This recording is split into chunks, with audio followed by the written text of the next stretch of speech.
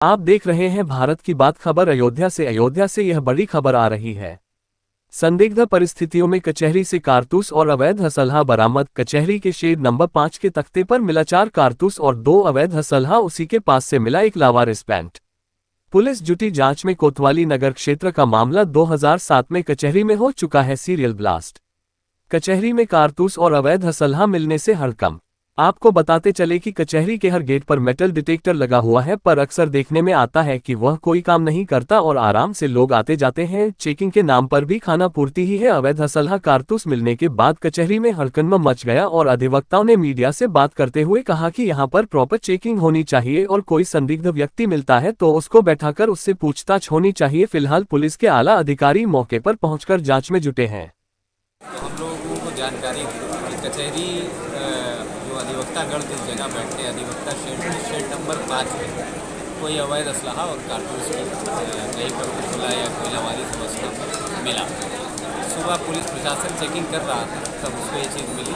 कम से कम किसी घटना होने से पहले ये चीज़ मिल गई है, सभी के लिए अच्छा है। हम आपके माध्यम से ये मांग करते हैं कि ये सार्वजनिक स्थल है, यहाँ पर अधिवक्तागण, अधिकारीगण और हम सब आते जाते हैं, बातकारीगण होते हैं, तो सुरक्षा व्यवस्था टाइट की जाए। यहाँ पहले भी पूर्व में भी कई बार ऐसी घटनाएं हो चुकी हैं, तो हम सब आपके माध्यम से मांग करते हैं कि कचहरी ऐसी संवेदनशील जगह पर सुरक्षा व्यवस्था चाक चौबंद हो, ताकि हम सब इस न्याय के परिसर में, इस न्याय के मंदिर में सुरक्षित महसूस करें। अपना कार्य करती है, ऐसा नहीं।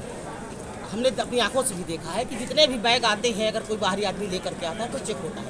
हाँ, हम अगर काले कोट वाले आते हैं तो चेकिंग जरूर नहीं हो पाती है, क्योंकि या तो हम नाराज़ हो जाते हैं या हम अधिवक्ता, इसलिए हमारी चेकिंग नहीं होती। तो मुझे जहाँ तक लगता है कि इस तरह से कचहरी में असलहे का आना और मिलना ये एक बहुत ही दुर्भाग्यपूर्ण घटना है और इससे पुलिस पर तो सवाल उठ रहा है, इसमें कोई डाउट नहीं है। लेकिन रही बात यह कि हो सकता है मैं भी भाई, ये तो जांच का विषय है कि जो भी व्यक्ति आया होगा वो काले कोट के बेस में ही आया होगा, क्योंकि कचहरी में आने वाला व्यक्ति अगर सिविल ड्रेस में है या ऐसे कोई चीज़ें लिए हुए हैं तो उसकी चेकिंग निश्चित होती है, हर गेटों पर होती है, क्योंकि मैं हर गेटों से आई गई हूँ। तो और आज कैसे फिर अंदर एंट्री हुई? जी, यही मेरे कहने का मतलब है कि जो भी व्यक्ति एंट्री हुआ वो वकील के बेस में ही हुआ होगा, तभी इस तरह की दुर्घटना हमारे यहाँ हो रही है, वरना ऐसा संभव नहीं।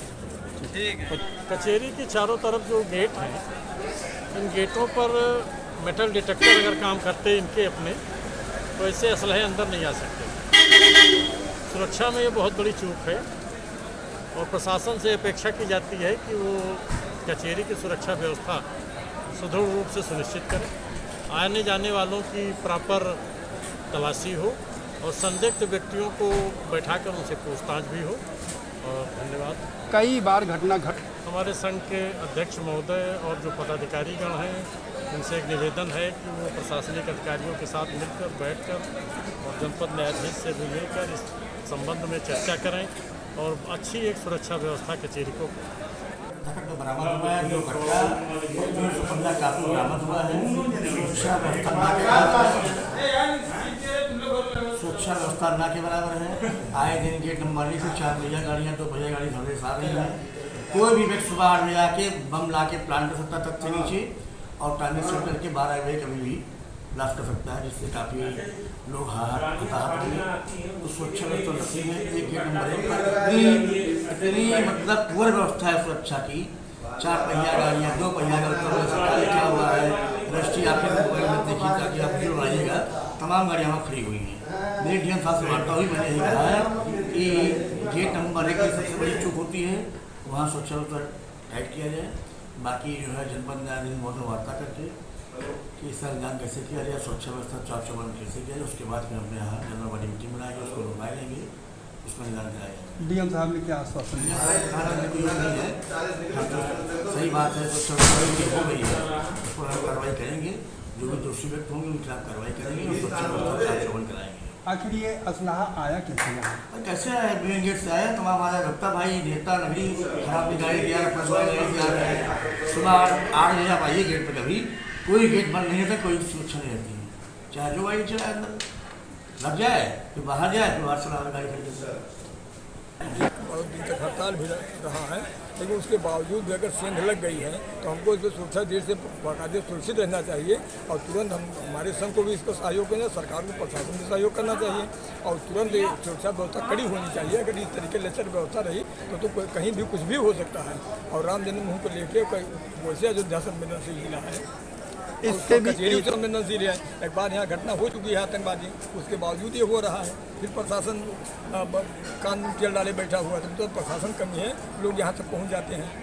तो आप लोगों को नहीं बुला के मीटिंग नहीं कर पा रहे हैं, बताइए हमको चढ़ के बात करना चाहिए यहाँ से लेके तब तक जब तक सुरक्षा व्यवस्था सुनिश्चित हो जाए तब तक हम लोग हड़ताल करना चाहिए और ये सर ठीक हो जाए कि अगर इस तरीके से व्यवस्था नहीं तब क्या होगा देश में। और राम जन्म ये जिला इतना अति संवेदनशील है, उसके बावजूद कैसे की हाल है बताइए। और पुलिस प्रशासन का टहला करता है, लोग जितने गेट पर लोग कर्मचारी लगे हैं खाली मोबाइल में अपनी लड़कियों की सीन देखते हो तो कुछ करते नहीं हैं, दिन भर वो मोबाइल चलाते हैं और कभी किसी देखते नहीं कौन जा रहा है कौन जा रहा है। इस तरीके की व्यवस्था है सरकार की, ये तो प्रशासन के एक तरीके से ये समझिए कमजोरी है हमारी।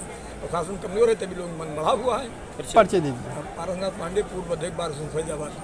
ये सुरक्षा दिनांक 6 सितंबर प्रातःकाल प्रतिदिन की बात हमारी एएस चेक टीम कचहरी परिसर का पूरा सघनता से चेकिंग कर रही थी। इसी चेकिंग के दौरान टीम शेड नंबर 5 में उन्होंने एक संदिग्ध बैग देखा। इस बैग को तलाशी के दौरान उसमें 2 कंट्रोलिंग पेपर और 4 उसके कार्टेज मिले हैं।